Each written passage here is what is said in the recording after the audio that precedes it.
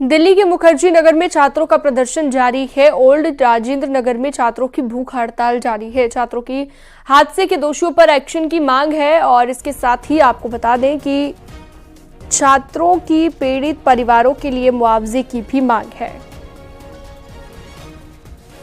चलिए सीधा रुख करते हैं। संदीप पांडे दिल्ली से हमारे साथ लाइव जुड़ चुके हैं इस पर ज्यादा जानकारी और बातचीत के लिए।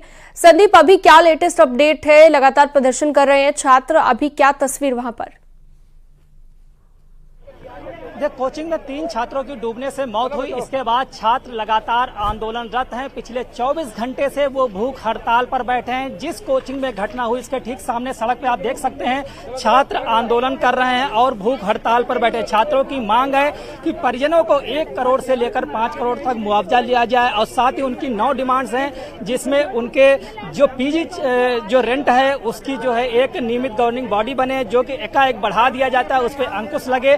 साथ ही लाइब्रेरी और कोचिंग सबके शुल्क का निर्धारण की प्रक्रिया तय की जाए। ऐसी ही 9 मांगों को उन्होंने प्रशासन के सामने डिमांड रखी, लेकिन प्रशासन उनका कोई लिखित में आश्वासन नहीं दे पा रहा है। लिहाजा छात्र अपनी मांगों को लेकर डटे हुए हैं। छात्रों का कहना है कि हर बार कोचिंग में घटनाएं होती हैं और छात्र दुर्घटना का शिकार हो जाते हैं। उसके बाद शासन प्रशासन जागता है, लेकिन कार्रवाई उसकी कागजों तक ही सिमट कर रह जाती है। लिहाजा छात्रों ने इस बार आर पार की लड़ाई का ऐलान किया।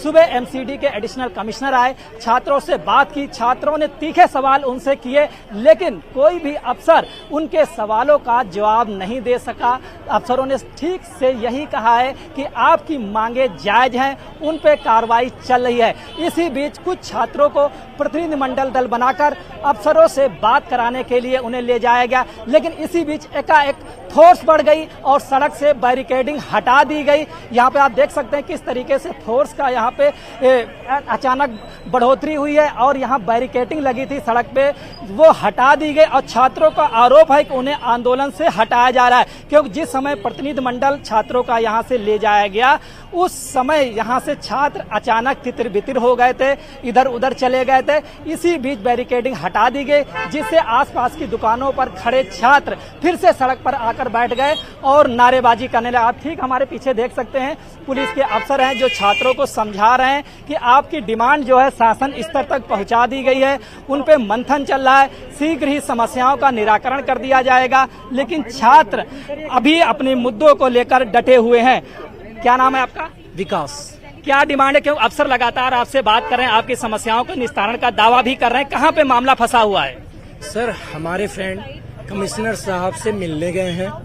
वो कमिश्नर साहब से मिलकर ज्यों ही आएंगे अपना स्टेटमेंट देंगे कि उनकी बातें मान ली गई हैं या नहीं मानी, जो भी है। और हमारे जो फ्रेंड बोलेंगे हम यहाँ से तुरंत हट जाएंगे। हमें कोई उसमें नहीं है कि हम अपने लोगों को, अपने यहाँ के जो भी यहाँ का लोग जा रहे हैं हम उसे तकलीफ पहुंचाए, यहाँ की जो ट्रैफिक जा रही है उससे तकलीफ पहुंचाए, कोई उसमें अभी तक आपको जो धरना था वो आसानी से चल रहा था, शांतिपूर्वक चल रहा था। अचानक क्या हुआ, कितनी ज्यादा फोर्स बढ़ गई, बैरिकेडिंग भी हटा दी? देखिए इनका क्या था, मुझे जितना समझ आ रहा है, इनको लगा सारे बच्चे निकल गए हैं और आराम से क्या करते हैं, सब कुछ क्लियर करते हैं और इसे ऐसे ही अब हटा देते हैं। जब तक वो वापस आएंगे तब तक माहौल ठंडा हो चुका होगा। पर मैं आपको कह देता हूँ, जब तक फ्रेंड वापस नहीं आएंगे उनकी बातें हम नहीं सुन लेंगे। हमें यहाँ तो अपनी मांगों को लेकर डटे हुए छात्र यहाँ पर। बहुत शुक्रिया आपका तमाम जानकारी के लिए। आप बने